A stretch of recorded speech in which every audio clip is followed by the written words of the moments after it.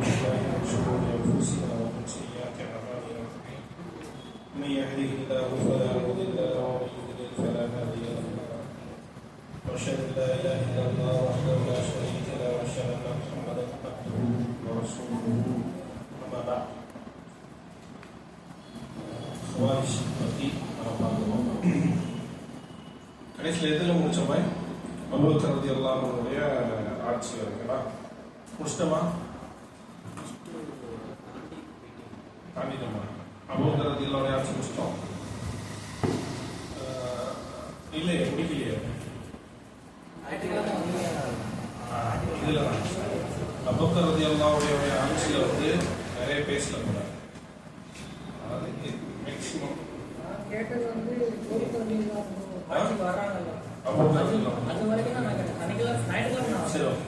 ரலியல்லாஹு அன்ஹு வந்து ஆட்சிக்கு வர்றாங்க. அபூபக்கர் ரலியல்லாஹு அன்ஹு நபி ஸல்லல்லாஹு அலைஹி வஸல்லம் அவருடைய வஃபாத்துக்கு அப்புறம் அபூபக்கர் ரலியல்லாஹு அன்ஹு খিলাফத்தை ஏற்றுக்கிறாங்க. அபூபக்கர் ரலியல்லாஹு அன்ஹு குறைஷி, நபி ஸல்லல்லாஹு அலைஹி வஸல்லம் அவங்களும் குறைஷி. சரிங்களா? খিলাফத்தில் முதல் மனிதர் நபி ஸல்லல்லாஹு அலைஹி வஸல்லம் அவங்க குறைஷி, அபூபக்கர் சித்திக் ரலியல்லாஹு அன்ஹு அவங்களும் குறைஷி. அவங்களுடைய பேர் என்ன? அப்துல்லா இப்னு உஸ்மான் இப்னு ஆமிர் இப்னு அம்ர் இப்னு கியாப். சரியா? பனு தமீம் கோத்திரத்தை சார்ந்தவங்க. இன்னுமே தமீம் கோத்திரத்தை சார்ந்தவங்க இருக்கிறாங்க. சித்திக்குங்கிற பேர் அலி இப்னு அபி தாலிப் ரலியல்லாஹு அன்ஹு சொல்றது. அவங்க வந்து அல்லாஹ் சுப்ஹானஹு வ தஆலா சித்திக்குங்கிற பேரை வானத்திலிருந்து இறக்கியதாக சொல்லப்படுது. அந்த அளவுக்கு. சரி, நபி ஸல்லல்லாஹு அலைஹி வஸல்லம் அவங்க கூட இருந்தாங்க. எதன் அடிப்படையில் வந்து அபூபக்கர் ரலியல்லாஹு அன்ஹு தேர்ந்தெடுத்தாங்க? நம்ம முன்னாடி பார்த்தோம். அவங்களுக்குள்ள பிரச்சனை நடந்துச்சு. குறைஷிகள் தான் என்ன செய்யணும்னா খিলাফத்தை தகுதியானவங்க ஹதீஸ் இருக்கு. அதன் அடிப்படையில் குறைஷியில் நிறைய குறைஷிகள் இருக்காங்க. ஆனால் அபூபக்கர் ரலியல்லாஹு அன்ஹு தேர்ந்தெடுத்ததுக்கு காரணம் என்னன்னா, நபி ஸல்லல்லாஹு அலைஹி வஸல்லம் நிறைய நேரங்கள்ல அபூபக்கர் ரலியல்லாஹு அன்ஹுவை முன்னிலைப்படுத்தியிருக்கிறாங்க. சரிங்களா? அபூபக்கர் ரலியல்லாஹு அன்ஹுவை முன்னிலைப்படுத்தியிருக்கிறாங்க. அதை என்னட்டு பார்ப்போம். நபி ஸல்லல்லாஹு அலைஹி வஸல்லம் அவங்கள்ட்ட வந்து கடைசி தருவாயில, மரண தருவாயில இருக்கும்போது அவங்க வந்து அந்த அவங்களுடைய அந்த ஆயிஷா ரலியல்லாஹுடைய திரையிலிருந்து வீட்டிலிருந்து திரையை விரிச்சு பார்க்கும்போது மக்கள் எல்லாம் தொழுகைக்காக அமர்ந்து இருக்கும் போதும், அப்போ நபி ஸல்லல்லாஹு அலைஹி வஸல்லம் அவங்க தான் தொழுவ வைக்க வர்றாங்க அப்படின்னு மக்கள் நினைக்கும் போது நபி ஸல்லல்லாஹு அலைஹி வஸல்லம் சொன்னது, எனக்கு அப்புறம் அதாவது அபூபக்கர் ரலியல்லாஹு அன்ஹு தொலை வைக்கணும்னு சொன்னாங்க. இது வந்து சுன்னா. நபி ஸல்லல்லாஹு அலைஹி வஸல்லம் அவங்க உயிரோட இருந்த காலத்துல எந்த ஒரு மனிதரும் முன்னாடி போய் தொழுகை நடத்துனது கிடையாது. நபி ஸல்லல்லாஹு அலைஹி வஸல்லம் வருவதற்கு தாமதமாகிடுச்சு, அதனால நீங்க கொஞ்சம் தொலை வைங்க அப்படின்னு சொன்னதா எங்கேயுமே கிடையாது. அதே போல அபூபக்கர் சித்திக் ரலியல்லாஹு அன்ஹு, உமர் இப்னு கத்தாப் ரலியல்லாஹு அன்ஹு, அலி இப்னு அபி தாலிப் ரலியல்லாஹு அன்ஹு அனைத்து খিলাফத்திலேயுமே அந்த ஒரு யாரு கலீஃபாவா இருந்தாங்களோ அவங்க தான் என்ன செஞ்சாங்கன்னா தொலை வச்சாங்க. அவங்க தொலை வச்சாங்கன்னா அவங்க தொலை வைக்கிறதுக்கு தாமதமானா கூட யாருமே என்ன செய்ய மாட்டாங்கன்னா முன்னாடி போக மாட்டாங்க. நபி ஸல்லல்லாஹு அலைஹி வஸல்லம் அவங்களுக்காக வெயிட் பண்றாங்க, ரொம்ப நேரம் வெயிட் பண்றாங்க. ஏன்? அதுல அவ்வளவு சஹாபாக்கள் இருந்தாங்க தானே, ஏன் தொலை வைக்கிறதுக்கு முன் வரல? இன்னைக்கு நம்ம பள்ளிக்கு போறோம், கரெக்டா எத்தனை மணிக்கு லுஹர், அதுல இருந்து ஒரு செகண்ட் அல்லது ஒரு நிமிஷம் தள்ளி போயிடுச்சுன்னா உடனே எல்லாரும் பார்த்துட்டு யாருக்கு பெரிய தாடி இருக்கோ அஸ்ஸலாமு அலைக்கும் நீங்க மட்டும் தொலை வைங்கன்னு சொல்றோம். ஏன் அவங்க அந்த இதுல வந்து அவங்க நடைமுறைப்படுத்தல? இன்னைக்குமே அந்த வழக்கம், அந்த சுன்னா வந்து இன்னைக்குமே நிறைய இடங்கள்ல நடைமுறைப்படுத்தப்படுது. நாம வந்து ரொம்ப பழக்கப்பட்டது என்னது? அந்த இமாம் வரலன்னா உடனே தொலை வைக்கிற சொல்றது நாம பழக்கப்பட்டது. நான் ஒரு இடத்துல படிக்கும் போதும் ஷேக் இஹ்யா ஹஜூரி அவங்க தான் அந்த இடத்துடைய ஹெட், அவங்க தான் ஷேக் பிளீஸ். அவங்க தொலை வைக்க வர்ற வரைக்கும் கிட்டத்தட்ட 5 நிமிஷம் 6 நிமிஷம் 7 நிமிஷம் லேட் ஆகிட்டே இருக்கு, 10 நிமிஷம் லேட் ஆயிடுச்சு. எல்லாருமே உட்கார்ந்தே இருக்கிறாங்க, எழுந்துருக்கல. ஏன்னா ஷேக் வரல. அவங்க போன் பண்ணி இன்னார் தொலை வைக்கணும்னு சொல்லும் போதுதான் இன்னொரு ஷேக் தொலை வச்சாங்க. அவங்களும் பெரிய ஷேக். யார் அங்க யாரெல்லாம் இருக்கிறாங்க அந்த மஸ்ஜிதுல? சஹீஹ் புகாரி, சஹீஹ் முஸ்லிம் மனப்பாடம் பண்ண மாணவர்கள் இருக்கிறாங்க. சஹீஹுல் புகாரி, சஹீஹ் முஸ்லிம், ரியாதுஸ் சாலிஹீன், உம்தத்துல் ஹிகாம் எல்லாத்தையும் மனப்பாடம் பண்ணவங்க இருக்கிறாங்க. அதோட சேர்த்து ஹாஃபிதுல் குர்ஆன் வரைக்கும் இருக்கிறாங்க. என்ன செய்யல? எழுந்திருக்கல. அது சுன்னா. சரியா? ஏன்னா யாரை நியமிச்சிருக்கோ அவங்க என்ன செய்வாங்க? தொலை வைப்பாங்க. அல்லது அவங்க என்ன செய்வாங்க? இன்னும் தொலை வைக்கணும்னு சொல்லுவாங்க. அப்ப நபி ஸல்லல்லாஹு அலைஹி வஸல்லம் அவங்க உயிரோட இருக்கும் போதும் தனக்கு பிறகு ஒரு மனிதரை காட்டியிருக்காங்கன்னா அது அபூபக்கர் ரலியல்லாஹு அன்ஹு. அதே போல ஒரு பெண்மணி நபி ஸல்லல்லாஹு அலைஹி வஸல்லம் அவங்கள்ட்ட சில விஷயங்கள் கேட்கும் போது அவங்க சில விஷயங்களை சொல்லிட்டு நீ போயிட்டு நான் திரும்பி வரும்போது நான் இல்லைன்னு சொன்னா அப்படின்னு அர்த்தம், நான் இறந்துட்டா நீ யார்கிட்ட போவேன்னு கேட்கிறாங்க. அப்ப நான் யார்கிட்ட போவேன்னு கேட்கும் போது அபூபக்கர் ரலியல்லாஹு அன்ஹு கிட்ட போவேன்னு சொன்னாங்க. நபி ஸல்லல்லாஹு அலைஹி வஸல்லம் அபூபக்கர் ரலியல்லாஹு அன்ஹு நிறைய நேரங்கள்ல முன்னிலைப்படுத்தியிருக்காங்க. அதன் அடிப்படையில ஹிலாஃபத் உருவாச்சு. அதன் அடிப்படையில அபூபக்கர் ரலியல்லாஹு அன்ஹு ஆட்சிக்கு அமர்த்தினாங்க. இன்னைக்கு ஹிலாஃபத்துங்கிறது எப்படி உருவாகணும் அப்படின்னா இதன் அடிப்படை இது எப்படி உருவாச்சோ அதே போலதான். ஒன்னும் முன்னாடி இருந்த ஹலீஃபா அவங்களை என்ன செஞ்சிருக்கணும்? வழிகாட்டி இருக்கணும், அடையாளம் காட்டிருக்கணும். அதன் அடிப்படையில் அபூபக்கர் ரலியல்லாஹு அன்ஹு இரண்டாவது ஹலீஃபா, நபி ஸல்லல்லாஹு அலைஹி வஸல்லம் அவங்களுக்கு அப்புறம் முதல் ஹலீஃபாவாக அவங்க வந்தாங்க. சரிங்களா? நபி ஸல்லல்லாஹு அலைஹி வஸல்லம் அவங்களோட ஹிஜ்ரத் செஞ்ச ஒரு மனிதர் யாருன்னா அபூபக்கர் ரலியல்லாஹு அன்ஹு. குர்ஆன்ல ஒரே ஒரு சஹாபியோட பேர் வரும். யார் பேர்? ஒரு சஹாபியோட பேர் வரும். தெரியாது? ஒரே ஒரு சஹாபியோட பேர் வரும். ஸெய்த் இப்னு சாபித். நபி ஸல்லல்லாஹு அலைஹி வஸல்லம் அவருடைய வளர்ப்பு மகன். குர்ஆன்ல வரக்கூடிய ஒரே ஒரு பேர் சஹாபியோட பேர் ஸெய்த். அவங்களுடைய பேர் ஸெய்த் ரலியல்லாஹு அன்ஹு. ஆனா குர்ஆன்ல அபூபக்கர் ரலியல்லாஹு அன்ஹு பத்தி வந்தது எந்த இடத்துல?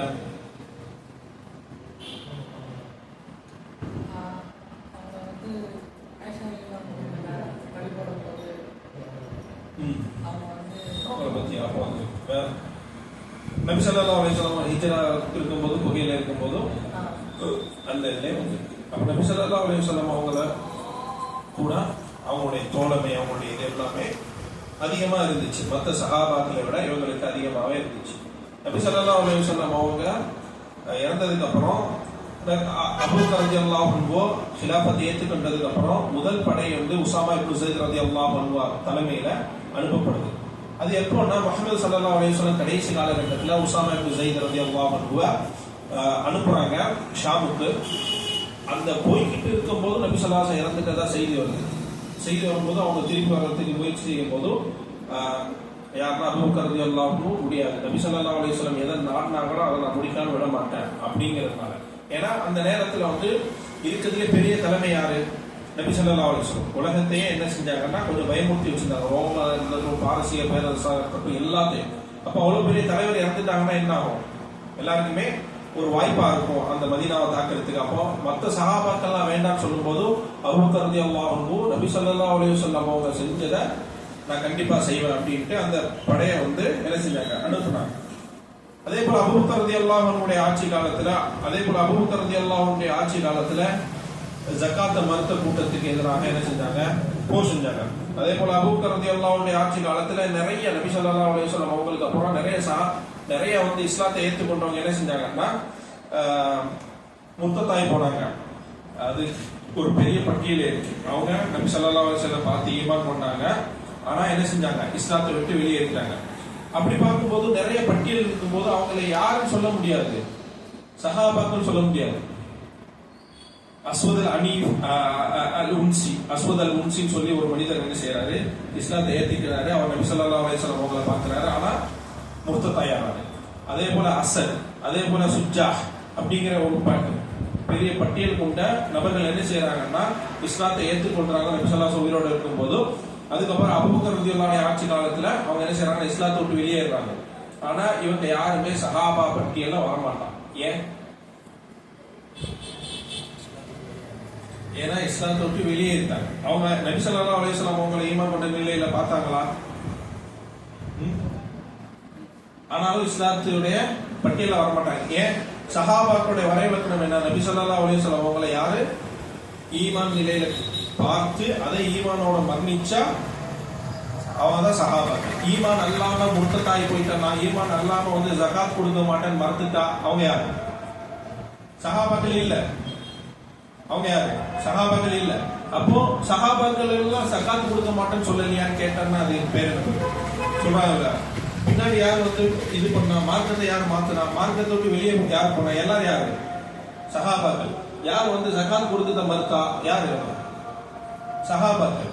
அப்போ இஸ்லாத்தை ஏற்றுக்கொண்டு பின்னாடி இஸ்லாத்தை விட்டு வெளியேறியவங்க எல்லாம் சஹாபாக்கள் கிடையாது.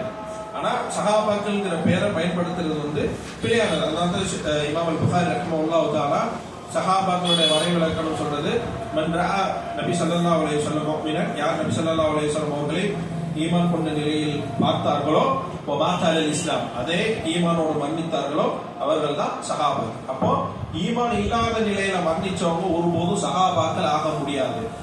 முர்த்தத்தான காரியத்தை செஞ்சு, இஸ்லாத்தை விட்டு வெளியேற்றக்கூடிய காரியத்தை செஞ்சு, அந்த காரியம் செஞ்சவரை சஹாபாக்களுக்குள்ள திணிக்கிறது என்னது? சஹாபாக்கள் இந்த வேலையை பண்ணலையா, சஹாபாக்கள் இந்த வேலையை பண்ணலையா திணிக்கிறது என்னதுன்னா அது இஸ்லாத்துல என்ன சொல்றது, இருட்டடிப்புன்னு சொல்றது. அதே போல அபூபக்கர் ரலியல்லாஹு அன்ஹுடைய காலத்துல தான் அல் யமாமா யுத்தம் நடந்துச்சு. அதே போல அபூபக்கர் ரலியல்லாஹு அன்ஹுடைய காலத்துல பஹ்ரைன்ல நிறைய மக்கள் வந்து இஸ்லாத்தை விட்டு வெளியேற்றினாங்க, வெளியேறி போனாங்க. அப்போ அபூபக்கர் ரலியல்லாஹு அன்ஹு பெரிய படையை அனுப்பி அதுல யுத்தம் செஞ்சாங்க. ஷாம் தேசம் கைப்பற்ற, ஷாம் தேசத்துக்கும் அம்ர் இப்னு ஆஸ் ரலியல்லாஹு அன்ஹுடைய தலைமையில என்ன செஞ்சாங்க, படைகள் அனுப்புனாங்க. அதே போல அல் யர்மூக் யுத்தமும் அதுலதான் நடந்துச்சு அபூபக்கர் ரலியல்லாஹு அன்ஹுடைய காலத்துல. கடைசியில் அபூபக்கர் ரலியல்லாஹு அன்ஹுடைய காலம் வந்து எப்போ முடியுது? ஹிஜ்ரி 13, சரிங்களா? ஹிஜ்ரி 13 ஜமாதுல் ஆஹர். நபி ஸல்லல்லாஹு அலைஹி வஸல்லம் ஆட்சி காலம் எவ்வளவு தூரத்துக்கு இருந்துச்சு? 23 வருஷம், சரிங்களா? அது ஹிலாஃபத்துக்குள்ள வராது. ஹிலாஃபன்னா யாரு? 4 கலீஃபா. அதன் முதல் கலீஃபா யாரு? அபூபக்கர். எத்தனை நாள், எத்தனை வருஷம் ஆட்சி செஞ்சாங்க? 2 வருஷம் தான். கணக்கு எழுதி 2 வருஷம், சரிங்களா? அவங்களுடைய மரணம் எப்போ வருது? ஜமாதுல் ஆஹிர்ல வந்து அவங்களுடைய மரணம் வருது. 2 வருஷம் சிறந்த முறையில் ஆட்சி செஞ்சு அவங்க மரணிக்கிறாங்க, சரியா? இது அபூபக்கர் ரலியல்லாஹு ஆட்சி காலம் முடியுது. ஏன் அப்படின்னா நபி ஸல்லல்லாஹு அலைஹி வஸல்லம் அவங்களுடைய ஹதீஸ் என்ன இருக்குன்னா, மின் பஅதி, எனக்கு பிறகு வந்து அல் ஹிலாஃபா தகூனு 30 ஆமா, 30 வருஷம் தான் என்ன செய்யும், ஹிலாஃபத்தே இருக்கும். 30 வருஷம் ஹிலாஃபத் இருக்கும். அபூபக்கர் ரலியல்லாஹு ஹிலாஃபத் எத்தனை வருஷம் ஆயிடுச்சு? 2. அப்ப மீதி எத்தனை வருஷம் இருக்கும்? 28 வருஷம். கைஃப ஹுதிமத்துல் ஹிலாஃபான்னு சொல்லி ஒரு புத்தகம் இருக்கு, அது தமிழிலே மொழிபெயர்க்கப்பட்டது. ஐஎஃப்டில கிடைக்கும். அந்த ஹிலாஃபத் சிந்தனை உள்ள மக்கள் வந்து ரொம்ப, நீங்க வந்து எஸ்டிபி மக்கள்கிட்ட எல்லாம் போய் பேச போனீங்கன்னா உங்களுக்கு தெரியுமா எப்போ வந்து ஹிலாஃபத் வீழ்த்தப்பட்டதுன்னு? 1925 எங்க வீழ்த்தப்பட்டது? முதல்ல ஹிலாஃபத் எங்க நமக்கு இருந்துச்சு தெரியும்? துருக்கியில. அப்படி யாரும் நினைச்சிட்டு இருந்தீங்க? துருக்கியில வரைக்கும் ஹிலாஃபத் இருந்துச்சு, ஞாபகம் நினைச்சிருங்க? நான் நினைச்சிருக்கேன். துருக்கி வரைக்கும் ஹிலாஃபத் இருந்துச்சு. துருக்கியில தான் நம்மளுடைய பெரிய சாம்ராஜ்யம் இருந்துச்சு. அதனாலதான் துருக்கன் சொல்றாங்கன்னு சொல்லியும் நம்மளை சொல்லுவாங்க. துருக்கன் சொல்றதுக்காக துருக்கியில உள்ள ஆட்சியை ஏற்றுக்கொண்டதுனால சில சமயம் என்ன சொல்லுவாங்கன்னா திசை வணங்குறதுனால கூட துருக்கன் சொல்லுவாங்கன்னு சொல்லுவாங்க, சரியா? அப்போ ஹிலாஃபத் எத்தனை வருஷம் வரைக்கும் இருந்துச்சுன்னு சொல்றாங்க? 1925 வரைக்கும்ங்கிறது அவங்க புத்தகத்தை எழுதி வச்சிருக்கிறாங்க. ஏன்னா கைஃப ஹுதிமத்துல் ஹிலாஃபா ஐஎஃப்டி போனீங்கன்னா அந்த புத்தகத்தை தான் எடுத்து வாசிச்சு பாருங்க. 1925 வரைக்கும் தான் யாரெல்லாம் ஹலீஃபா இருந்தா?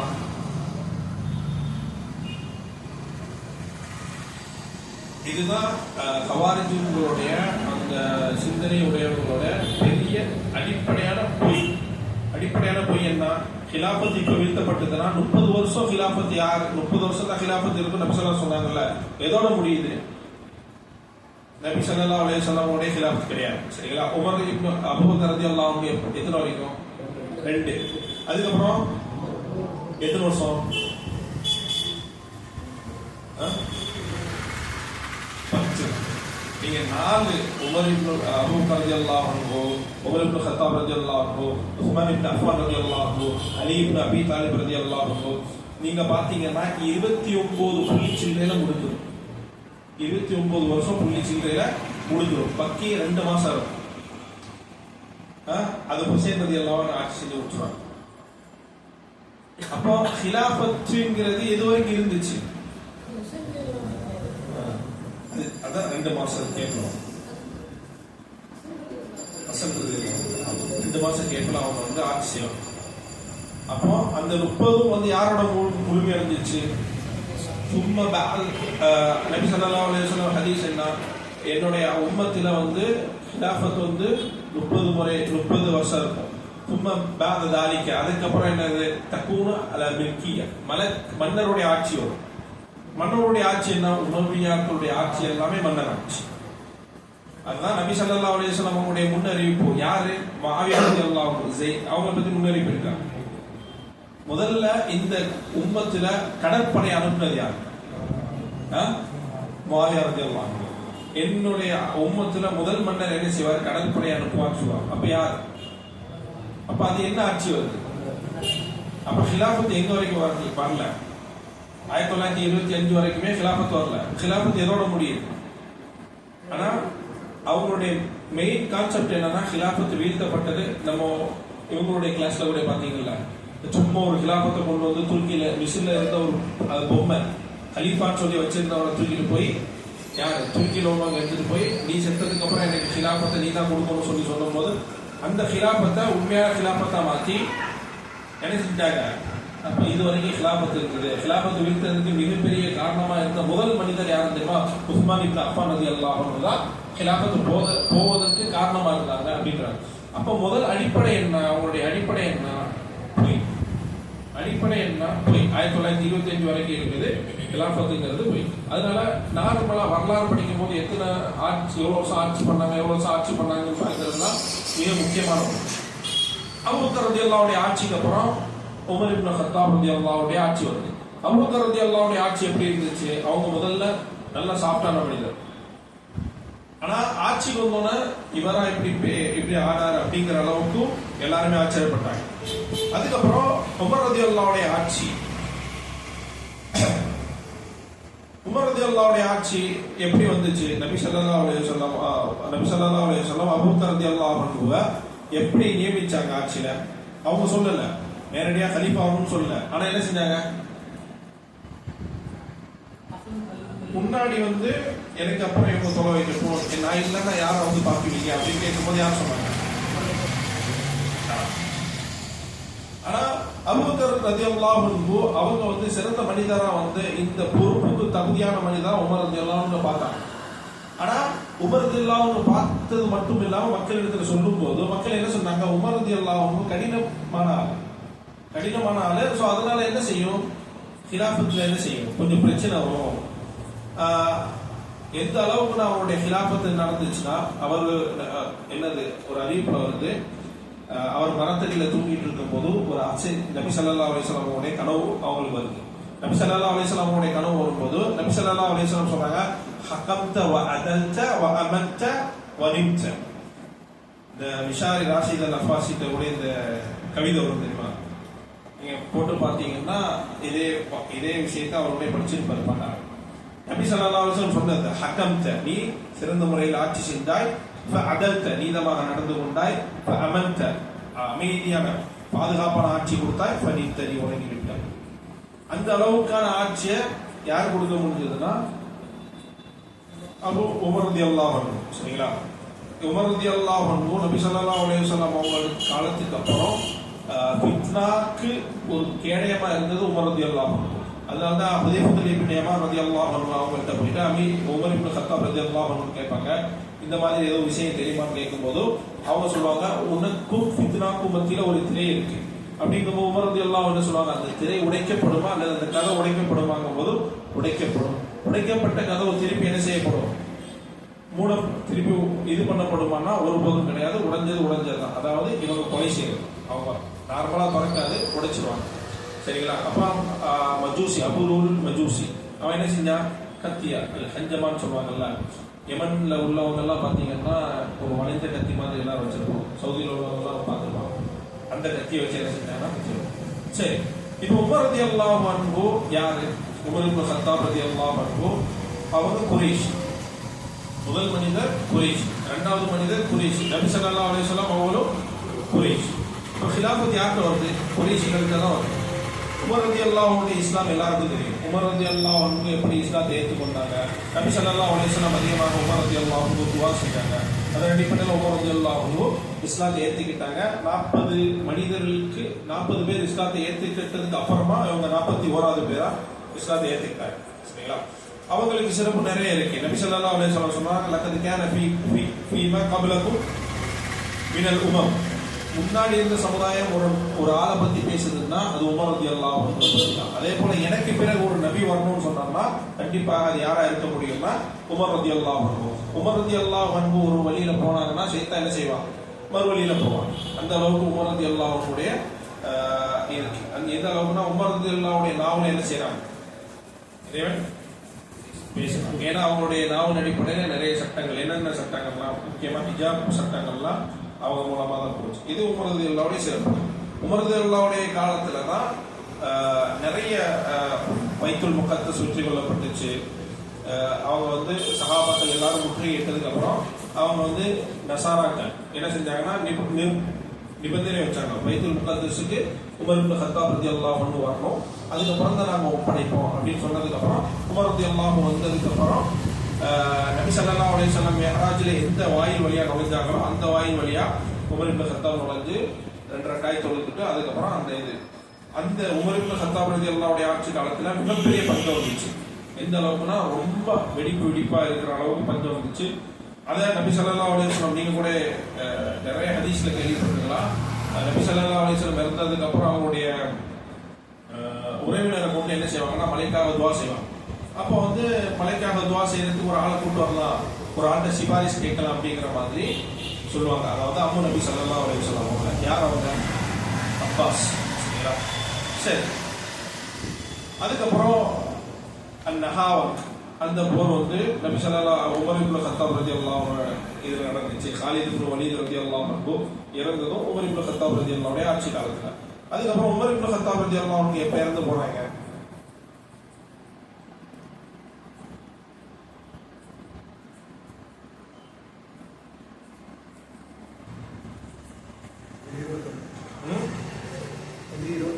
ஹிஜ்ரி 21. எத்தனை வருஷம் ஆட்சி செஞ்சாங்க? 10 வருஷம். அப்போ 12 வருஷம் முடிஞ்சிச்சு. சரியா? அதுக்கப்புறம் உஸ்மான் இப்னு அஃபான் ரலியல்லாஹு அன்ஹுடைய ஆட்சி. இதுலதான் ஹவாரிஜின்களுடைய போக்கு வருது. அப்போ மற்ற சப்ஜெக்ட் நம்ம பார்க்க வேண்டிய அவசியம் இல்லை. அதை வேகமா பார்த்துடலாங்கிறதுக்காக அபூபக்கர் ரலியல்லாஹுடைய ஹிலாஃபத்து, உமர் இப்னு கத்தாப் ரலியல்லாஹுடைய ஹிலாஃபத் எல்லாம் பார்த்துக்கணும். சரியா? சரி. உமர் இப்னு கத்தாப் ரலியல்லாஹு அன்ஹு கொலை செய்யப்படுறாங்க. அந்த இதால குத்தப்படுறாங்க. குத்தப்பட்டதுக்கு அப்புறம் சில ஆட்களை உமர் இப்னு கத்தாப் ரலியல்லாஹு அன்ஹு நியமிக்கிறாங்க. அதுல முக்கியமா யாருன்னா உஸ்மான் இப்னு அஃபான் ரலியல்லாஹு அன்ஹு. சரியா? அது அடுத்த கலீஃபாவாக வாழ்ந்துருக்கு. அலி இப்னு அபி தாலிப் ரலியல்லாஹு அன்ஹு, தல்ஹா இப்னு உபைதுல்லாஹ், ஜுபைர் இப்னு அவ்வா, அப்துர் ரஹ்மான் இப்னு அவுஃப், சயீத் இப்னு அபி வக்காஸ். மொத்தம் 6 பேர். இந்த 6 பேருக்குள்ள நீங்க கலீஃபாவை தேர்ந்தெடுத்தீங்க. இப்ப முதல் கலீஃபாவை நபி ஸல்லல்லாஹு அலைஹி வஸல்லம் செய்கையா சொன்னாங்க. ரெண்டாவது நேரடியா சொல்லிட்டாங்க, அபூபக்கர் ரலியல்லாஹு அன்ஹு யார கலீஃபாவை வைக்கலாம்னு சொல்லிட்டு. அப்ப இந்த 2 விதத்திலே கலீஃபா வரலாம். முதல்ல ஒரு கலீஃபா ஒரு ஆட்சியாளர் சிலேரையா சொல்றது, ரெண்டாவது நேரடியா சொல்றது. ஆனா யாருமே பார்த்த குடும்பத்துல இருந்து ஆட்சியாளர் கொண்டு வரும். சரிங்களா? அதுக்கப்புறம் மூணாவது உமர் இப்னு கத்தாப் ரலியல்லாஹு அன்ஹு குத்தி அந்த குத்துயிரமா இருக்கும்போது 6 பேரை நியமிக்கிறாங்க. 6 பேர் யாருன்னா உஸ்மான் இப்னு அஃபான், அலி இப்னு அபி தாலிப், தல்ஹா இப்னு உபைதுல்லாஹ், ஜுபைர் இப்னு அவ்வா, அப்துர் ரஹ்மான் இப்னு அவுஃப், சயீத் இப்னு அபி வக்காஸ். அதிகமாக இந்த வரக்கூடிய சம்பவங்கள்ல அதிகமான பிழைகள் இருக்கும், பொய்கள் இருக்கும். ஆனா நம்மளால உறுதிப்படுத்த முடியும். சஹீஹ் புகாரிலே இது சம்பந்தமான இதெல்லாம் வருது. புகாரி இந்த கதையை கொஞ்சம் விரிவாகவே சொல்றாங்க. அப்போ இந்த விஷயங்கள் எல்லாம் சொல்லும் போதும் இந்த நபர்கள் எல்லாத்தையும் சொல்றாங்க. யாரெல்லாம்? அலி, உஸ்மான், ஜுபைர், தல்ஹா, சஅத், அப்துர் ரஹ்மான் இப்னு அவுஃப். இது புகாரில் வரக்கூடிய செய்தி. அப்போ இவங்களுக்கெல்லாம் சொல்லப்படும் போது 6 நபர். சரியா? 6 நபருக்கு சொல்லப்படும் போது அதுல ஜுபைர் என்ன செய்யறாரு, ஜுபைர் ரலியல்லாஹு அன்ஹு நான் என்னோட பொறுப்பு அலிட்ட கொடுத்தாங்க. அதுக்கப்புறம் தல்ஹா இப்னு ஜுபைர் ரலியல்லாஹு அன்ஹு என்ன சொல்றாங்கன்னா நான் என்னோட பொறுப்பை உஸ்மான் ரலியல்லாஹு அன்ஹு கொடுத்தாங்க. அதுக்கப்புறம் சஅத் இப்னு அபி வக்காஸ் என்ன சொல்றாங்கன்னா என்னோட பொறுப்பை அப்துர் ரஹ்மான் இப்னு அவுஃப் சொல்றாங்க. இங்க 3 பேர் என்ன செய்யறாங்கன்னா வெளியேறாங்க. மீதி 3 பேர் இருக்காங்க. யாருமே ஆட்சிக்கு என்ன செய்யறாங்க, போட்டி போடுறாங்க. என்ன செய்யறாங்க, நான் என்னோட பொறுப்பை இவங்கள்ட்ட கொடுத்தேன், என்னோட பொறுப்பை இவங்கள்ட்ட கொடுத்தேன் அப்படின்ட்டு 6 பேர்ல 3 பேர் வெளியே போயிட்டாங்க. மீதி 3 பேர் தான் இருக்காங்க. அதுல யாருன்னா அலி இப்னு அபி தாலிப், உஸ்மான் இப்னு அஃபான், அப்துர் ரஹ்மான் இப்னு அவுஃப். அப்துர் ரஹ்மான் இப்னு அவுஃப் வெளியேறாரு. அப்துர் ரஹ்மான் இப்னு அவுஃப் வெளியேறாரு. எந்த அளவுக்கு அப்துர் ரஹ்மான் இப்னு அவுஃப் என்ன செய்யறாங்கன்னா ஒவ்வொரு வீடா போறாங்க. ஒவ்வொரு வீடு மதீனால எந்த வீடு இல்லாம எல்லா வீடுக்கும் போய் உஸ்மான் இப்னு அஃபானை பத்தி என்ன நினைக்கிறீங்க, உஸ்மான் இப்னு அஃபான் ரலியல்லாஹு அன்ஹு பத்தி என்ன நினைக்கிறீங்க, அவங்கள பத்தி கேட்கிறாங்க. அப்ப எல்லாரும் ஒரே கருத்துல உஸ்மான் இப்னு அஃபான் வந்து நபி ஸல்லல்லாஹு அலைஹி வஸல்லத்துக்கு அடுத்து சிறந்தவங்களா இருக்கிறாங்க. இது புகாரில் வரக்கூடிய சம்பவம். சரிங்களா? உஸ்மான் இப்னு அஃபான் அப்துர் ரஹ்மான் இப்னு அவுஃப் என்ன சொல்றாங்க, நான் 3 நாள் என்ன செஞ்சேன், எல்லா முஹாஜிர்கள் அன்சார்கள் எல்லா டைம் போனேன். வல்லாஹி மா தரக்து பைத்தன் மின் புயூத்தில் முஹாஜிரின வல் அன்சார். எல்லா வீடுகள்லையும் முஹாஜிர்கள் அன்சார்கள் எல்லா வீடுகள்லையும் போயிட்டு நான் வந்து உஸ்மான் இப்னு அஃபான் ரலியல்லாஹு அன்ஹு பத்தி கேட்கும்போது எல்லாரும் என்ன சொன்னாங்க, சிறந்த மனிதர். எல்லாரும் என்ன சொன்னாங்க, சிறந்த மனிதர். அப்ப இந்த ஹலீஃபாவாக நியமிக்கப்படுவதற்கு எந்தெந்த வேலையெல்லாம் நடந்திருக்கு,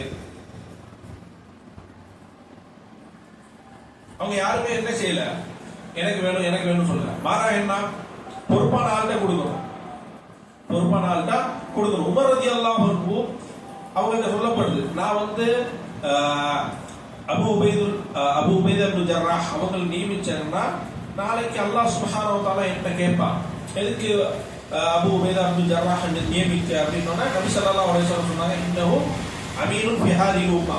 அவர் வந்து அமீன் அப்படி நபி ஸல்லல்லாஹு அலைஹி வஸல்லம் அவங்களால போற்றப்பட்டவங்க.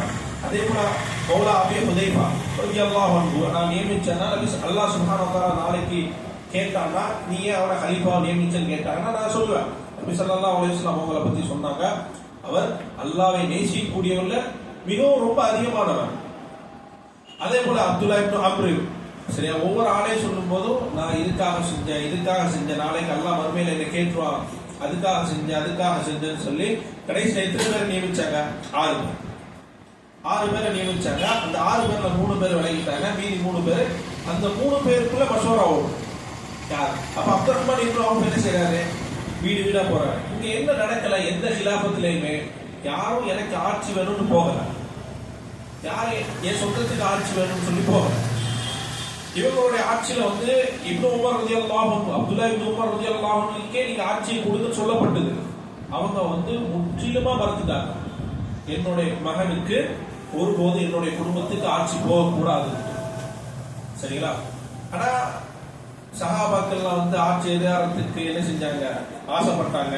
சஹாபாக்கள் வந்து எப்படா நபி ஸல்லல்லாஹு இறந்து போவாங்க, ஆட்சியை கைப்பற்றலாம் இருந்த மாதிரிலாம் பேசப்படுறதெல்லாம் நிறைய விஷயங்கள் பார்த்தாங்க. உமர் ரலியல்லாஹு அன்ஹு இந்த நபரை நீங்க வந்து இது பண்ண வேண்டியதானே, ஆட்சியாளர் ஆக்க வேண்டியதான சொல்லும்போது அந்த நபர் தலா கூடுறதுக்கு கொஞ்சம் பயந்துட்டு இருந்தாரு. அந்த மனிதரை ஆட்சியாளர் ஆக்கி நம்ம எப்படி வந்து உம்மத்தை பாதுகாக்க முடியும் அப்படின்னு சொல்லப்பட்டது. அப்படி நிறைய விஷயங்களை பார்த்து கடைசியில் அந்த 6 பேர், அந்த 6 பேர்ல 3 பேர், அந்த 3ல அப்துர் ரஹ்மான் இப்னு அவுஃப் ரலியல்லாஹு அன்ஹு ஒவ்வொரு வீடா போயிட்டு பேசிட்டு அதுக்கப்புறம் இவங்க எல்லாருமே என்ன செய்யறாங்கன்னா இந்த 3 பேரும் ஆயிஷா ரலியல்லாஹு அன்ஹா போறாங்க. ஆயிஷா ரலியல்லாஹு அன்ஹா போயிட்டு அவங்கள்ட்டே மஷவரா பண்றாங்க. எல்லாமே பண்ணி முடிச்சுட்டு அப்துர் ரஹ்மான் இப்னு அவுஃப் ரலியல்லாஹு அன்ஹு உஸ்மான் இப்னு அஃபான் ரலியல்லாஹு அன்ஹு நீங்க கையை தூக்குங்கன்னு சொல்லி கையை தூக்க வச்சு என்ன செய்யறாங்க, பையத் பண்றாங்க. உடனே எல்லாருமே ஒருமித்த இதுல பையத் பண்றாங்க. சரி, இப்ப எப்படி நம்ம ஆட்சியாளர் நியமிக்கும் போது எப்படி நியமிக்கப்படணும் நம்ம பார்த்தோம். சரி, அந்த ஆட்சியாளர் நியமிக்கப்பட்டாங்கன்னா எல்லாருமே ஏற்றுக்கொள்ளணும், அதில் உட்பட எல்லாருமே ஏற்றுக்கொள்ளணும். அப்படி ஏற்றுக்கொண்டாதான் அவங்க உண்மையான ஹலீஃபா. சரிங்களா?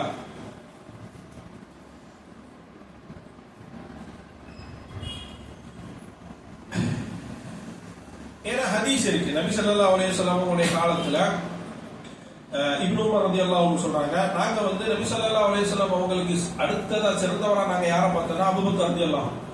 அபூபக்கர் ரலியல்லாஹு அன்ஹுக்கு அடுத்து சிறந்தவரா நாங்க யாரை பார்த்தோம்னா உமர் இப்னு கத்தாப் ரலியல்லாஹு. உமர் இப்னு கத்தாப் ரலியல்லாஹு அன்ஹுக்கு அடுத்து சிறந்தவரா நாங்க வந்து உஸ்மான் இப்னு அஃபான் ரலியல்லாஹு அன்ஹு தான் பார்த்தோம். அலி பேர் கூட வரல ரலியல்லாஹு. இந்த 3 பேர் மட்டும் தான் நாங்க எங்களுக்குள்ள சொல்லி கொண்டோம். அதை நபி ஸல்லல்லாஹு அலைஹி வஸல்லம் கேட்டாங்க, ஆனா நிராகரிக்கல.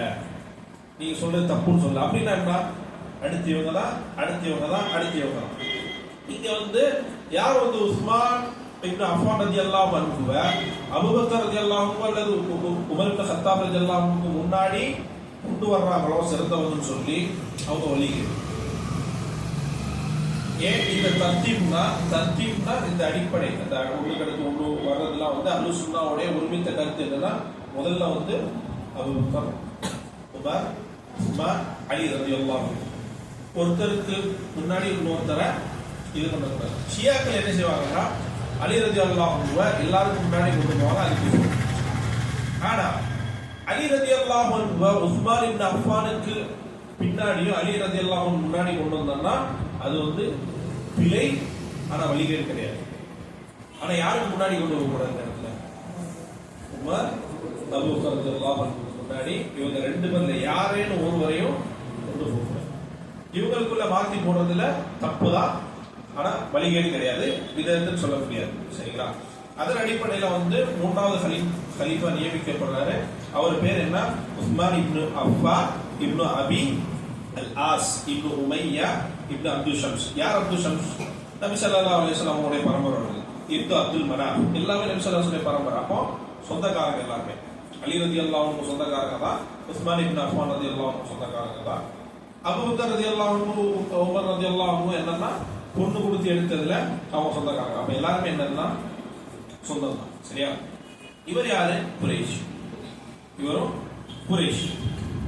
இவருடைய பட்ட பெயர்கள் எல்லாருமே தெரியும். நபி ஸல்லல்லாஹு அலைஹி வஸல்லம் அவருடைய 2 மகள்மார்களை திரும்ப முடிச்சாங்க. யாருன்னா உம்மு குல்தும், அதுக்கப்புறம் ருக்கையா. 2 பேரை கல்யாணம் முடிச்சதால துர்நூரைன், 2 ஒளியை கல்யாணம் முடித்தவர். அதே போல அதிகமாக வெட்கப்படக்கூடியவர். நபி ஸல்லல்லாஹு அலைஹி வஸல்லம் அவங்க வீட்டில் இருக்கும் போதும் ஒரு மனிதர் வந்து அனுமதி கேட்கும் போது அனுமதி கொடுத்துருவாங்க. யாரு? அபூபக்கர். அப்புறம் மொத்த சஹாபாக்கள் வரும்போது அனுமதி கொடுத்துருவாங்க. அப்போ அவங்களுடைய ஆடை என்ன செய்யும்? கொஞ்சம் விலகி இருக்கும். உஸ்மான் இப்னு அஃபான் ரலியல்லாஹு அன்ஹு அனுமதி கேட்கும் போது கொஞ்சம் வெயிட் பண்ணிட்டு ஆடையெல்லாம் சரி பண்ணிட்டு அதுக்கப்புறம் அனுமதி கொடுப்பாங்களா? அப்போ ஆயிஷா ரலியல்லாஹு என்ன கேட்பாங்க, நீங்க மற்றவங்க வரும்போதுலாம் நீங்க அப்படித்தானே இருந்தீங்க, ஏன் உஸ்மான் இப்னு அஃபான் ரலியல்லாஹு அன்ஹு வரும்போது நீங்க ஏன் ஆடையை சரி பண்றீங்கங்கும் போது மலக்குமார்களே ஒரு மனிதரை பார்த்து வெட்கப்படுறாங்கன்னா அந்த மனிதரை பார்த்து நான் ஏன் வெட்கப்படக்கூடாது அப்படின்னு. அந்த அளவுக்கு அவங்க வந்து வெட்க குணம் உடையவர்களா இருந்தாங்க. நபி ஸல்லல்லாஹு அலைஹி வஸல்லம் அவங்களை பத்தி பேசும்போதே கண்டிப்பா எந்த அளவுக்கு வெட்கப்படுமோ அந்த அளவுக்கு நபி ஸல்லல்லாஹு அலைஹி வஸல்லம் வெட்கப்படுவாங்க. ஆனா நபி ஸல்லல்லாஹு அலைஹி வஸல்லம் ஒரு மனிதரை பார்த்து வெட்கப்படுறாங்க அப்படின்னா அவர் எந்த அளவுக்கு வெட்கப்படுறவரா இருப்பாங்க. அந்த அளவுக்கு சிறந்த ஒரு மனிதர். அவர் வந்து ஹிஜ்ரத் 2 முறை ஹிஜ்ரத் செஞ்சவர். ஒன்று ஹபஷாக்கு, இன்னொன்று மதீனாக்கு. சரிங்களா? அவருடைய சிறப்பு எந்த அளவுக்கு இருக்குன்னா நபி ஸல்லல்லாஹு அலைஹி வஸல்லம் அவங்க வந்து போருக்கு இது பண்ணும்போது நிறைய காசுகளை கொண்டு வந்து போடும்போது நபி ஸல்லல்லாஹு அலைஹி வஸல்லம் சாதாரணமாக இந்த அஃபான் இந்த செயலுக்கு அப்புறம் இந்த அஃபான், அதாவது உஸ்மான் இப்னு அஃபான் ரலியல்லாஹு அன்ஹு என்ன செஞ்சாலுமே அது அவருக்கு பிரச்சனை கிடையாது. அதே போல உஸ்மான் இப்னு அஃபானை பத்தி நபி ஸல்லல்லாஹு அலைஹி வஸல்லம் சொன்னாரு, அவர் நிறைய விஷயங்கள் செய்வாரு. அதுக்கப்புறம் அவருக்கு வந்து சொர்க்கம் கிடைக்கும். ஆனா அந்த சொர்க்கம் கஷ்டத்தின் அடிப்படையிலே கிடைக்கும். அப்ப நபி ஸல்லல்லாஹு அலைஹி வஸல்லம் அவங்களுடைய முன்னறிவிப்பு என்ன? கஷ்டப்படுவாரு. அந்த கஷ்டம் என்னது? இதெல்லாம் முக்கியமான பாயிண்ட். கஷ்டத்துக்கு அப்புறம் தான் கிடைக்கும். அப்ப நபி ஸல்லல்லாஹு அலைஹி வஸல்லம் அவங்கள்ட்ட இவங்க கேட்கிறாங்க, கஷ்டப்பட்டனா நான் என்ன செய்யணும்? பொறுமையா இருக்கும். அந்த அட்வைஸ் என்னது? பொறுமையா இருக்கும். சரிங்களா? அப்ப இவங்களை பத்தி நிறைய சிறப்பு என்னது? அன்தும் ஹைது ஜஅல்தும் அன்ஃபுஸக்கும். நபி ஸல்லல்லாஹு அலைஹி வஸல்லம் அவங்க வந்து நிறைய இடங்கள்ல வந்து இந்த உஸ்மான் இப்னு அஃபான் ரலியல்லாஹு அன்ஹு நடக்கக்கூடிய பிரச்சனையை சொல்லும்போது இவர் அந்த நேரத்துல நேர்வழியில இருப்பாரு. அந்த நேரத்துல நபி ஸல்லல்லாஹு அலைஹி வஸல்லம் அவங்களுக்கு நபி ஸல்லல்லாஹு அலைஹி வஸல்லம் அவங்க வந்து அறிவிக்கக்கூடிய செய்தி ஆயிஷா ரலியல்லாஹு அன்ஹா இருக்காங்க, யா உஸ்மான் இன் வல்லாஹ் அல்லாஹ் ஹாதல் அம்ர யௌமன், அதாவது அல்லாஹ் உனக்கு ஆட்சி அதிகாரத்தை கொடுத்துட்டான்னா நீ என்ன செய்யக்கூடாது? அந்த ஆட்சி அதிகாரத்தை விட்டு போயிடக்கூடாது. அந்த ஆட்சி அதிகாரம் உன்னை விட்டு கழட்டப்படும் வரை. அப்ப நபி ஸல்லல்லாஹு அலைஹி வஸல்லம் சொல்றாங்க, நீங்க அந்த நேரத்துல பொறுமையா இருக்கணும் அப்படிங்கிற மாதிரி நபி ஸல்லல்லாஹு அலைஹி வஸல்லம் அதிகமான உபதேசங்களை உஸ்மான் இப்னு அஃபான் ரலியல்லாஹு அன்ஹு சொல்றாங்க. சரிங்களா? அதே போல உஸ்மான் இப்னு அஃபானுடைய காலத்துல தான் என்னது, நிறைய நகரங்கள் அர்மேனா, ஜிசிஸ்தான் அப்படிங்கிற நிறைய நகரங்கள் வெற்றி கொள்ளப்பட்டது. அதே போல உஸ்மான் இப்னு அஃபானுடைய காலத்துல தான் மஸ்ஜிது நபவியும் மஸ்ஜிது ஹரமும் ரொம்ப விரிவாக்கம் செய்யப்பட்டது. ஆப்பிரிக்காவுடைய போரா இருக்கட்டும், நிறைய விஷயங்கள், முக்கியமான விஷயங்கள் உஸ்மான் இப்னு அஃபானுடைய காலத்துல துவக்கப்பட்டது. என்னதுன்னா குர்ஆன். குர்ஆன் வந்து உஸ்மான் இப்னு அஃபானுடைய காலத்துல துவக்கப்பட்டது. குர்ஆன் வந்து 7 கிராத்துல இறங்குச்சு. 7 கிராத்துல இருந்துச்சு. அத அல் குர்ஆத்து என்ன சொல்லுவாங்கன்னா குர்ஆத்துல் உஸ்மானியான்னு சொல்லுவாங்க. அந்த இதுல வந்து உஸ்மான் இப்னு அஃபான் ரலியல்லாஹு அன்ஹு தோத்தாங்க. ஏன்னா முன்னாடி ஒவ்வொரு கிராத்தையும் கொண்டு சண்டை வந்துச்சு. அப்படி சண்டை வரக்கூடாதுங்கிறதுக்காக ஒரே கிராத்துல. அதனால நீங்க சில இடங்கள்ல பாத்தீங்கன்னா சில இடத்துல சாத்து போட்டு சில இடத்துல சீன் மேல போட்டுருப்பாங்க. அதுக்கு என்ன சொல்லப்படும் பத்தியா குரான்ல இருக்கு, ஆட்சி எழுதிட்டாங்க. சீன் தான் போடணும், இந்த இடத்துல சாத்து போட்டாங்க, சாத்து போட்டு மேல சீன் போட்டணும் அப்படின்னு சொல்லி சொல்லுவாங்க. கேள்விப்பட்டீங்களா? அதிகமாக பசாத்த அப்படிங்கிற வார்த்தைக்கு என்னதுன்னா பா சீன் வரும். ஆனா சில இடங்களில் சாது போட்டிருப்பாங்க. சாது போட்டு மேல லேசா சீன் போட்டிருப்பாங்க. அப்போ குர்ஆனில் எழுத்து பிழை இருக்கிறதா அப்படின்னு பெரிய விவாதம். யாரெல்லாம் நடத்துறாங்க தெரியல, ஆனா டிஎன்டிஜே நடத்துறாங்க தெரியுது. யார் கூட நடத்துறாங்கன்னு ஞாபகம் இல்லை. யாரும் சின்ன பார்க்க அரபி குர்ஆன் இருக்கா அப்படின்னா அரபி குர்ஆன் இருக்கா? இது ஃபுல்லா அரபியா? இது தமிழ். சரி, இல்ல அரபி தான், ஃபுல்லா அரபி. சரி, ரொம்பலாம் இல்லை. அரபி குர்ஆனை எடுத்து பின்னாடி திரும்பி பார்த்தீங்கன்னா ஏன் சீன் போட்டுன்னு அதுல இருக்கு. புரியுதுங்களா? கூட கடைசியில திரும்பி பாத்தீங்கன்னா எதனால இது எழுதப்பட்டது அதனுடைய மொத்தம் இருக்கும். ஆனா அதுக்கு சண்டை பாத்தீங்கன்னா எப்படி இருக்கும்? நீங்க அதை படிச்சுட்டு ஏப்பா எப்படி சண்டை பிடிக்கிறாங்க எழுதிருக்கு அப்படின்னு பாத்தீங்கன்னா எப்படி இருக்கும்? சிரிப்பா இருக்குங்களா?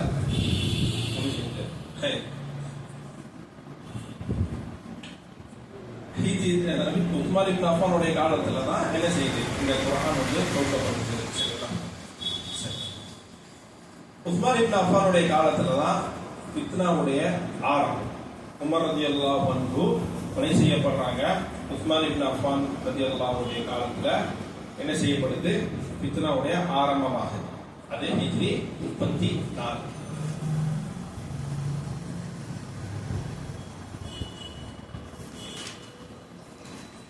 ஹிஜ்ரி 34ல முதல் ஆரம்பம், ஃபித்னாவுடைய ஆரம்பம். ஃபித்னாவுக்கு முதல் காரணமா இருந்தவர் யாரு? ஒரு முனாஃபிக் யஹூதி. சரியா? அப்துல்லா இப்னு சபா கேள்விப்பட்டிருக்கீங்கல்ல? அப்துல்லா இப்னு சபா தான் முதல் எதிரி. உஸ்மான் இப்னு அஃபான் ரலியல்லாஹு அன்ஹுடைய இந்த ஃபித்னா ஆரம்பிக்கும் போது துல் காதா, சரிங்களா?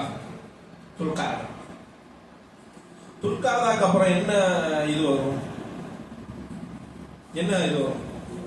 சுல் ஹஜ். அப்ப என்ன மாசம்? ஹஜ்ஜுடைய மாசம். துல்காதாங்கிறது அடுத்து மொத்தம் எத்தனை நாள் ஹஜ்ஜுக்கு வர்றதுக்கு? துல்காதாவா இருந்து ஹஜ்ஜுக்கு வர்றதுக்கு மொத்தம் 40 நாள். சரியா?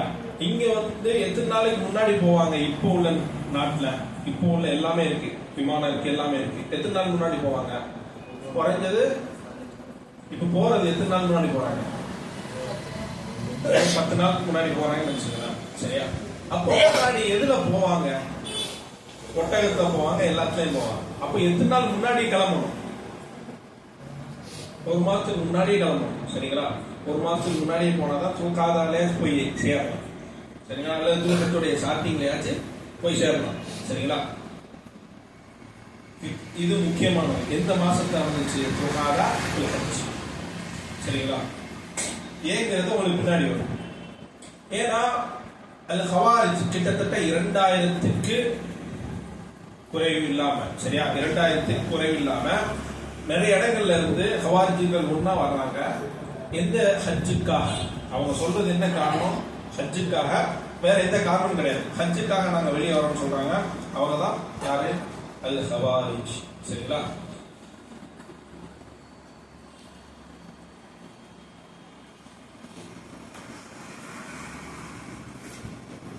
சரி, கிட்டத்தட்ட 2000 பேர். சரி, 2000. சரிங்களா?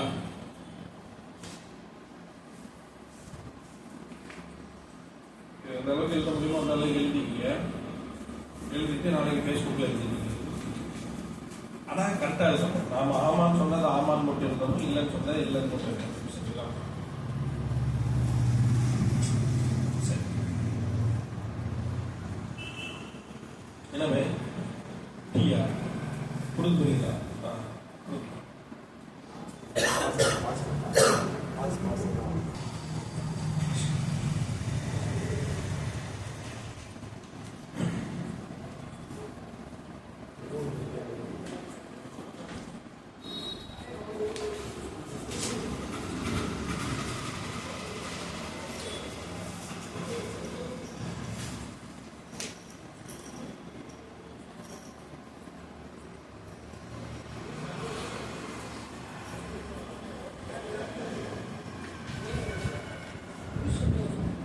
ஓகே தானே?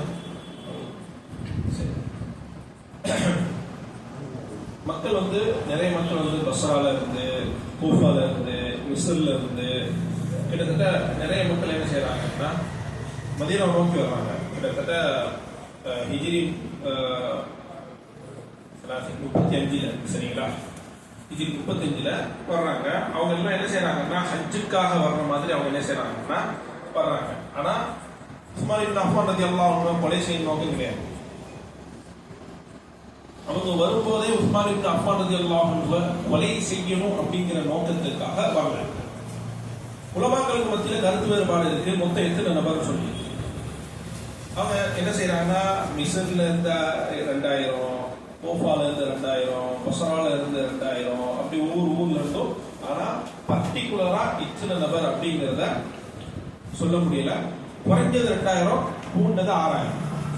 குறைஞ்சது 2000, கூண்டது 6000. அவங்க வந்து மதீனால நுழையிறாங்க. சரிங்களா? இது எப்போ? தில்காதா வந்து கடைசி, தில்காதா கடைசியில வந்து அவங்க வர்றாங்க. சரிங்களா? இது வந்து கிட்டத்தட்ட ஹிஜ்ரி 34, 35 34 அந்த வாரத்தில் நடந்துச்சு. சரிங்களா? அந்த ஃபித்னா ஸ்டார்ட் ஆகுது 35 தான் பெருசா. அவங்க வந்து வீட்டை முற்றுகையிடுறாங்க. அதிகபட்சமான நாள் வந்து வீட்டை முற்றுகையிடக்கூடிய அதிகபட்சமான நாள் 40 நாள். இன்னும் உலமாக்கள் மத்தியில் கருத்து வேறுபாடு இருக்கு. அப்படி கூடுச்சுன்னா 42 நாள். சரிங்களா? இந்த ஃபித்னாக்கு முதல் காரணம் யாரா இருந்தா அவன் யஹூதி. சரியா? யஹூதியோட தலைவன் அப்துல்லா இப்னு சலாம். எந்த அளவுக்கு இவன் தான் ஷியாவுடைய ஹெட். ஷியா ஆரம்பிக்கிறதுக்கு ஷியாவுடைய தலைவனே இவன் தான். ஷியா வந்து யாரை முன்னிலைப்படுத்துவாங்க? அலி ரலியல்லாஹு அன்ஹுவை முன்னிலைப்படுத்துவாங்க. சரியா? இவனை வச்சுதான் சபையா அந்த ஃபிர்காலாம் உருவாச்சு. சபையா ஃபிர்காலாம் இவனை வச்சுதான் உருவாச்சு. இவன் வந்து அலி ரலியல்லாஹு அன்ஹுவை கடவுள் சொன்னான். இவன் அலி ரலியல்லாஹு அன்ஹுவை கடவுள் சொன்னவன். அலி ரலியல்லாஹு அன்ஹு போயிட்டு அந்த அப்படின்னா நீ தான் அவன் அப்படின்ற போது நான் அவன் யாரு? அந்த அல்லாஹ் தான் அல்லாஹ். அப்ப நபி அப்போ வந்து இந்த கொள்கையில யாரெல்லாம் இருந்தாங்களா அவங்கள அலி ரலியல்லாஹு அன்ஹு என்ன செஞ்சாங்கன்னா எரிச்சிட்டாங்க.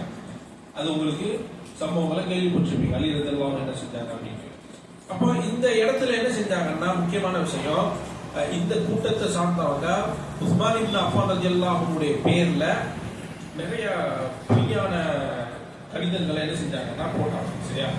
இதை மைண்ட்ல மட்டும் வச்சுக்கோங்க. பொய்யான கடிதங்களை ஆயிஷா ரலியல்லாஹுடைய பேர்ல, அலி ரலியல்லாஹுடைய பேர்ல, ஏகப்பட்ட சஹாபாக்களுடைய பேர், தல்ஹாவுடைய பேர், தல்ஹா இப்னு ஸுபைர் ரலியல்லாஹு அன்ஹுடைய பேர்ல உஸ்மான் இப்னு அஃபானுக்கு கடிதங்களை போடப்படுது.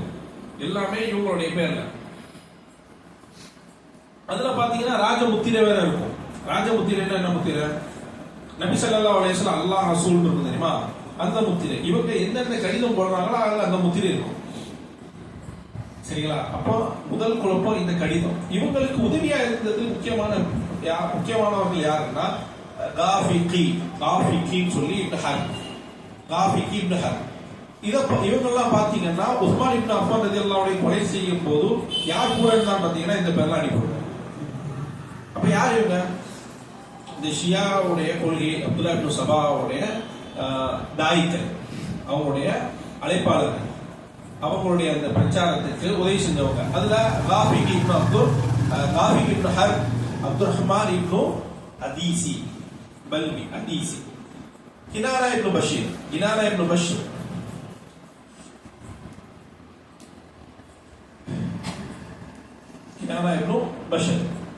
சௌதான் இப்னு ஹம்ரான்,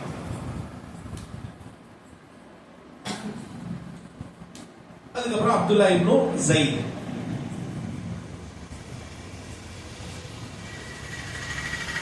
அதே போல அம்ரு இப்னு ஹம்த்,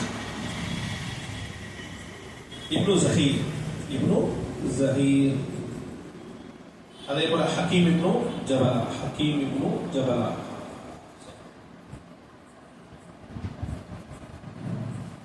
ஆயிஷா ரலியல்லாஹு அன்ஹா அவங்க இந்த விஷயத்தை பத்தி முன்னாடியே பேசியிருக்கிறாங்க. நீங்க அவங்களுக்கு தூரமா நீங்கன்னா அவங்க என்ன செய்யப்படுறாங்க, தூய்மையான ஆடையை போல இருப்பாங்க. அதை நீங்க நெருங்கினீங்கன்னா அவங்க ஆடா இருக்கிற மாதிரி அத்தி இது பண்ணுவாங்க அப்படிங்கிற மாதிரி நிறைய அறிவிப்புகள் வருது. இது முதல் காரணம். இத்தனை ஆரம்பிக்கிறதுக்கு முதல் காரணம் இவங்க என்ன செய்யறாங்க, மற்ற சஹாபாக்களுடைய பேர்ல போய் லெட்டர் போடுறாங்க. அது என்ன லெட்டர்னு நம்ம பின்னாடி பார்க்கலாம். ரெண்டாவது காரணம் என்னன்னா, உஸ்மான் இப்னு அஃபானுடைய காலம் நிறைய செல்வங்கள் நிறைஞ்சு ஒழிஞ்சிச்சு. அப்ப அதை மற்ற மக்களுக்கு பிடிக்கல. ஏன்னா அப்ப இஸ்லாத்தை ஏற்றுக்கொண்டவங்க நிறைய பேர் பக்கத்துல இஸ்லாத்தை ஏற்றுக்கொண்டாங்க. எதனால ஏற்றுக்கொண்டாங்கன்னா, மார்க்கத்தினால ஏற்றுக்கொள்ள, வாளுக்கு பயந்து ஏற்றுக்கொண்டவங்க நிறைய பேர். அப்ப அவங்க இஸ்லாத்துக்காக முழுமையா இல்லாம வாளுக்கு பயந்து ஏற்றுக்கொண்டவங்க பின்னாடி எப்ப வாய்ப்பு கிடைக்காது அப்படிங்கிற மாதிரி, இல்ல இந்த செல்வங்கள் நமக்கு கிடைக்காதா, நம்ம ஆட்சி அதிகாரத்துக்கு வர முடியாதா அப்படின்னு பார்த்துட்டு இருந்தாங்க. ரெண்டாவது காரணம், அந்த ஆட்சி அதிகாரத்துல செல்வங்கள் நிறைய இருந்துச்சு. மூணாவது பாயிண்ட் என்னன்னா, மூணாவது காரணம் என்ன, இந்த ஃபித்னா வருவதற்கு உமர் ரலியல்லாஹு அன்ஹுடைய இயல்பும் உஸ்மான் இப்னு அஃபானுடைய இயல்பும் முற்றிலும் வேற. இதே பிரச்சனை உமர் ரலியல்லாஹு அன்ஹு முற்றுகையிட்டு இருந்ததுன்னா நடந்திருக்கிறது வேற, உஸ்மான் இப்னு அஃபான் ரலியல்லாஹு அன்ஹு முற்றுகையிடும் போது நடந்தது வேற. ஏன்னா உஸ்மான் இப்னு அஃபான் ரொம்ப பொறுமைசாலி. அதனாலதான் பின்னாடி சொல்லுவாங்க, இதெல்லாம் நடந்ததுக்கு காரணம் என்ன தெரியுமா, உங்களோட பொறுமை தான். நீங்க கொலை செய்யப்பட்டதுக்கு காரணம் என்ன தெரியுமா, உங்களுடைய பொறுமை தான். அப்ப அந்த அளவுக்கு பொறுமையான. அதே போல நாலாவது காரணம் தானே, 3 காரணம் சொன்னேன். நாலாவது காரணம் என்ன, மற்ற குலத்தவர்கள், குறைஷி அல்லாத குலத்தவர்கள் ஆட்சிக்கு வரணும், ஹலீஃபா வரணுங்கிற ஒரு போட்டி அந்த நேரத்தில் இருந்தது. இதெல்லாம் காரணம். ஆனா இந்த காரணத்தோட சேர்த்து உஸ்மான் இப்னு அஃபான் மேல அல் ஹவாரிஜின்கள் வச்ச குற்றச்சாட்டு ஏகப்பட்டது. இன்னைக்கும் அந்த குற்றச்சாட்டுகளை அதுல சில குற்றச்சாட்டுகளை நீதியை வைக்கும், பல குற்றச்சாட்டுகள்ல எஸ்டிபிஐ போன்ற கிலாபத் பேசக்கூடிய மக்களும் வைப்பாங்க. முதல் குற்றச்சாட்டு என்ன, அவர் சொந்தக்காரங்களை எல்லாம் இது அந்த அரசியல் வட்டத்துல பொறுப்பு கொடுத்தாங்க, சொந்தக்காரங்கள் எல்லாம் பொறுப்பு கொடுத்தாங்க. மௌதூதி அவங்க கூட இந்த விஷயத்தை எழுதியிருப்பாங்க. ஆட்சி அதிகாரம் போனதுக்கு, கிலாபத்து மாறினதுக்கு மிக முக்கியமான பாயிண்ட் என்ன தெரியுமா, சொந்தக்காரங்களை எல்லாம் இதுல வச்சிருந்தான். சொந்தக்காரங்களை எல்லாம் அந்த ஆட்சி அதிகாரத்தில் அந்த பொறுப்புல உட்கார வச்சதுதான் கிலாபத்து போனதுக்கு மூல காரணம் சொல்லி எழுதியிருக்காங்க. அப்போ இது யார் வச்ச குற்றச்சாட்டு, ஹவாரிஜ் வச்ச குற்றச்சாட்டு. இன்னைக்குமே யாருடைய புக்ல பார்க்கலாம், இந்த ஐஎஃப்டியோட புக்குகள்ல நீங்க பார்க்கலாம். கிலாபத்தை முக்கியம், மன்னராட்சியும் வீழ்ச்சியும் எழுச்சியும் நினைக்கிறேன். தமிழ்ல கூட ஷாஹுல் ஹமீது உமரி எங்க அண்ணன் தான், அவர் மொழிபெயர்த்து இருக்கிறாரு அரபில இருந்து தமிழ்ல. நீங்க அதுல கூட பார்க்கலாம். உஸ்மான் இப்னு அஃபான் ஆட்சியெல்லாம் பகிர்ந்து கொடுத்தாரு சொந்தக்காரங்களுக்கு. ஆட்சி கிலாபத்து போனதுக்கு முக்கியமான காரணம் அதைத்தான் யார் வச்சாங்கன்னா அன்னைக்கு ஹலீஃபாங்க, அன்னைக்கு ஹவாரிஜிகள். அதே போல அபூ தர்தா ரலியல்லாஹு அன்ஹு இவங்க மறுத்தது அது. அதே போல மர்வான் இப்னு ஹக்கம்க்கு சில விஷயங்கள் கொடுத்தது. குர்ஆனை எரிச்சிட்டாங்க. யாருன்னா உஸ்மான் இப்னு அஃபான் வந்து எல்லா குர்ஆனையும் வாங்கி எரிச்சிட்டு ஒரு குர்ஆனை கொண்டு வந்தாங்க. சரியா? அதுக்கப்புறம் வந்து இப்னு மஸ்ஊத் ரலியல்லாஹு அன்ஹு அடிச்சது. அதே போல நிறைய விஷயங்கள், கிட்டத்தட்ட நிறைய விஷயங்கள். பிஜி சொல்லக்கூடிய விஷயங்கள் என்னதுன்னா, சஃபர் நேரத்துல முழுமைப்படுத்தினது தொழுகையை. அதெல்லாம் பார்த்துருக்கீங்களா? சஃபர் நேரத்துல உஸ்மான் எப்படி தொழுகையை வந்து சுருக்காம முழுமைப்படுத்தலாம். 2 தானே தொழணும், எதுக்கு 4 தொழுதாது அப்படிங்கிற மாதிரி. அதே போல வந்து மிக முக்கியமான விஷயம், ஒரு அதான கூட்டிட்டாரு. அபூபக்கர் ரலியல்லாஹு அன்ஹு செய்யல, உமர் ரலியல்லாஹு அன்ஹு செய்யல. 2 அதான். எதுக்கு? ஜும்மாக்கு. அப்ப ஜும்மாக்கு ஒரு அதான கூட்டிட்டாரு. இதெல்லாம் இவர் மேல குற்றச்சாட்டு. இந்த குற்றச்சாட்டு எல்லாத்தையும் தான் வச்சு அந்த ஹவாரிஜின் என்ன செஞ்சாங்கன்னா, நோக்கம் ஆட்சி பீடத்துல இருந்து இறக்கணும், இவர் கொலை செய்யணுங்கிற நோக்கம் கிடையாது. அதுக்கு உலமாக்கள் என்ன மறுப்பு கொடுக்குறாங்க, எல்லாத்துக்கும் பார்க்கணும்னு அவசியம் இல்லைல்ல, சுருக்கமா கொஞ்சம் மட்டும் பார்ப்போம். மிக முக்கியமானது என்ன, சொந்தக்காரங்களுக்கெல்லாம் அவர் என்ன செஞ்சாருன்னா ஆட்சி அதிகாரத்தை கொடுத்தாரு. அதுல வந்து Muawiya, Abdullah ibn Saad ibn Abi Sarh, Walid ibn Uqba, Saeed ibn As, இந்த மாதிரி அப்துல்லா இப்னு ஆமீர், இவங்களுக்கு எல்லாம் அவர் கொடுத்தாரு. அப்படிங்கும்போது ஷேக் உஸ்மான் இப்னு தைமியா ரஹ்மத்துல்லாஹி தஆலா சொல்றாங்க, அவங்க மட்டும் அவங்களுடைய பரம்பரை கொடுக்கல, நபி ஸல்லல்லாஹு அலைஹி வஸல்லம் ஆட்சி பண்ணும்போது அவங்களுடைய சொந்தக்காரங்களுக்கு கொடுத்துருக்காங்க. அப்போ சொந்தக்காரங்களுக்கு கொடுக்கறது தப்பு ஒண்ணு கிடையாது. ஏன்னா நபி ஸல்லல்லாஹு அலைஹி வஸல்லம் அவங்களே செஞ்சிருக்கிறாங்க. நபி ஸல்லல்லாஹு அலைஹி வஸல்லம் பனு உமையாவுடைய கோத்திரத்துக்கு, சுஃபியான் இப்னு ஹாரிஸ் அப்படிங்கிறவங்களுக்கு, உஸ்மான் இப்னு சயீத் போன்றவர்களுக்கெல்லாம் நிறைய வேலையை கொடுத்துருக்காங்க. அவங்க யாரு? ஒரே கோத்திரம் தான். சரியா? அப்போ குறைஷி யாரு? முதல்ல உஸ்மான் இப்னு அஃபான், இவங்க 60 ரலியல்லாஹு குறைஷி, ஒரே குலம், கோத்திரம். அப்போ நபி ஸல்லல்லாஹு அலைஹி வஸல்லம் அவங்களே செஞ்சதுனால இது வந்து பெரிய விஷயம் கிடையாது. இதை நீங்க சொல்றதுக்கு தேவையில்லை. ஏன்னா நபி ஸல்லல்லாஹு அலைஹி வஸல்லம் அது தப்புனா செஞ்சிருக்க மாட்டாங்க அப்படிங்கிறத சுருக்கமா சொல்லி முடிச்சிட்டாங்க. ஆனா பெரிய விலாவரியா அவங்க பேசுறாங்க, நமக்கு தேவையில்லை. சரியா?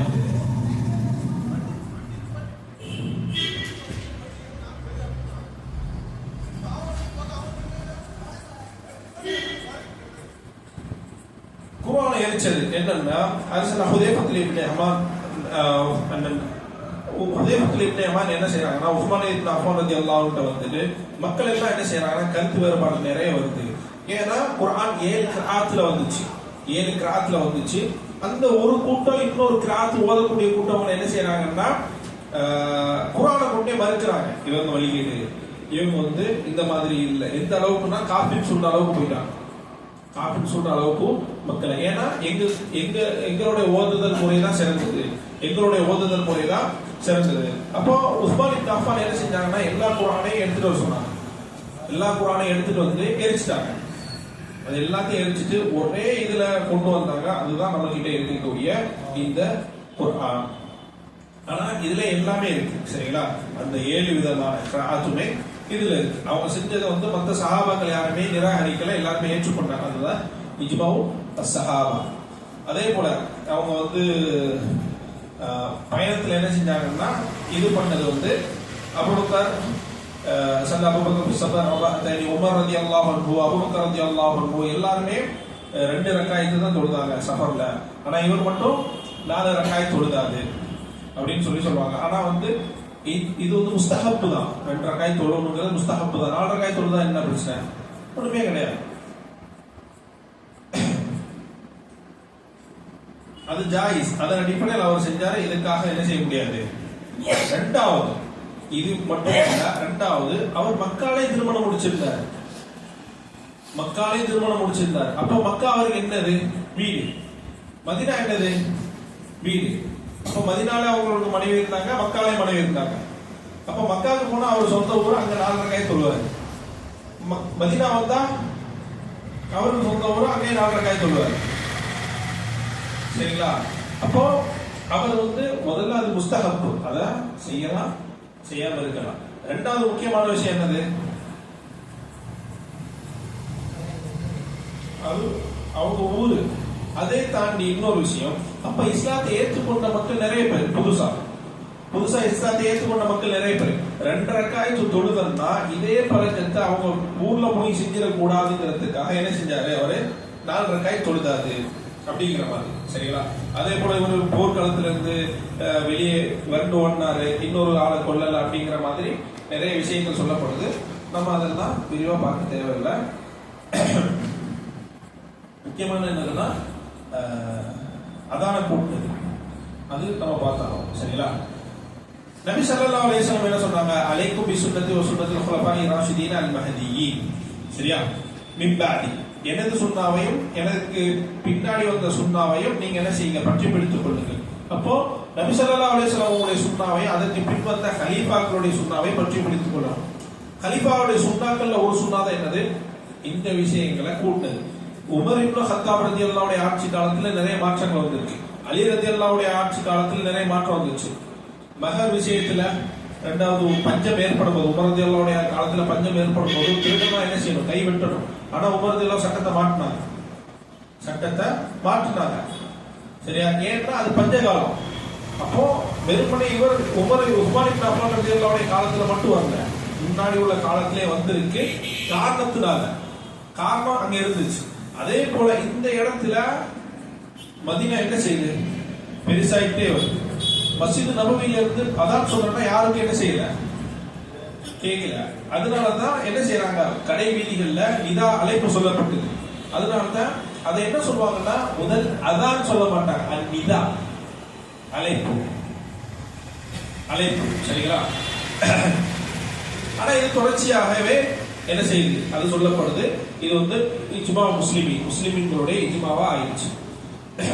மதீனா ரொம்ப பெருசா இருந்ததுனால மஸ்ஜித் நபவியில சொல்லப்பட்ட பாங்குக்கு காது கொடுத்து மதீனாவுடைய மக்கள் வந்து சேரத்துக்கு சிரமமா இருந்ததுனால உஸ்மான் இப்னு அஃபான் என்ன செஞ்சாங்க? அந்த அதான சொன்னாங்க. சரிங்களா? டைம் ஆயிடுச்சு தானே. இதுக்கப்புறம் உஸ்மான் இப்னு அஃபானுடைய கொலை, அதுக்கப்புறம் அதை யாரெல்லாம் பங்கு பெற்றாங்க, எப்படி வருது, அது எல்லாமே எடுத்துப்பாங்க. சரிங்களா?